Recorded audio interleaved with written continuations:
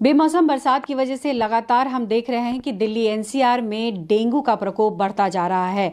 दिल्ली में लगातार केसेस भी बढ़ रहे हैं और ऐसे में ये समझना बेहद ज़रूरी है कि किस तरीके का लक्षण होता है, क्या टेस्ट होने चाहिए ताकि तुरंत ही उपचार मिल सके।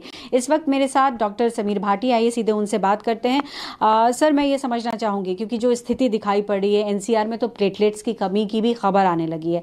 दिल्ली में भी हॉस्पिटल्स में बेड नहीं मिल रहे हैं, डेंगू के केसेस लगातार बढ़ रहे हैं।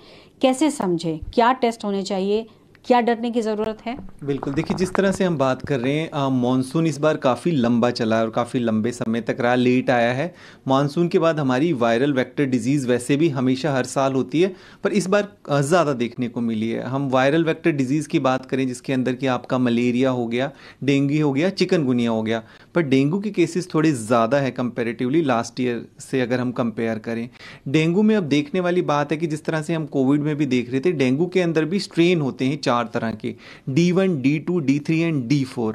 हालांकि जो अभी फिरोज़ाबाद वाला जो केसेस जहां पर बढ़ रहे थे उसके अंदर जीनोम सीक्वेंसिंग में पता लगा था कि D2 वेरिएंट है डेंगू का। तो जो D2 वेरिएंट है उसमें माना जाता है कि वो थोड़ा ज़्यादा फेटल होता है। आपने सुना होगा कि डेंगू हीमोरेजिक फीवर जिसके अंदर इंटरनल ब्लीडिंग वगैरह होती है, या डेंगू शॉक सिंड्रोम वगैरह, तो वो ज़्यादातर D2 स्ट्रेन की वजह से होता है। हालांकि उस तरह की फैटेलिटीज़ नहीं देखी जा रही है। महत्वपूर्ण इसमें सबसे ज़्यादा ज़रूरी है कि हम टाइमली इसको डायग्नोस कर लें, क्योंकि जो वायरल डिजीज़ है और डेंगू है, अन्य वायरल डिजीज़ और डेंगू में सिम्टम्स ज़्यादातर ऑलमोस्ट सेम होते हैं।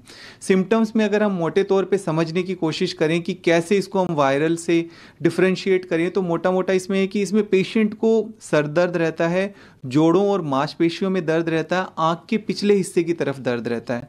तो ऐसा कोई भी बुखार हो तो तुरंत अपने डॉक्टर से संपर्क करें, और इसके लिए एक बहुत सिंपल सी जाँच है जिसको हम NS1 एंटीजन टेस्ट कहते हैं, जो शुरुआती 1 या 2 दिन के बुखार से ही होने के बाद ही इस टेस्ट को कराया जा सकता है और पता लगाया जा सकता है कि डेंगू है या नहीं।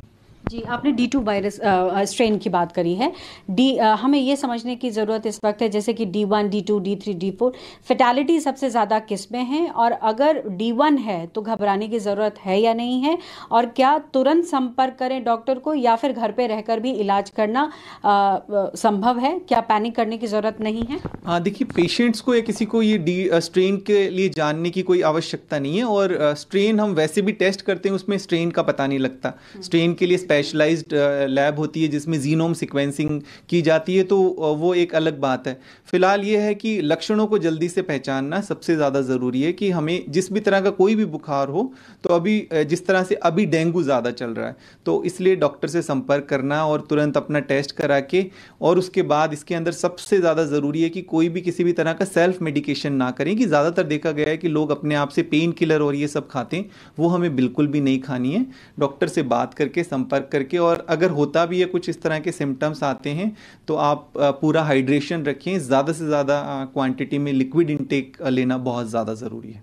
बहुत शुक्रिया हमसे बात करने के लिए।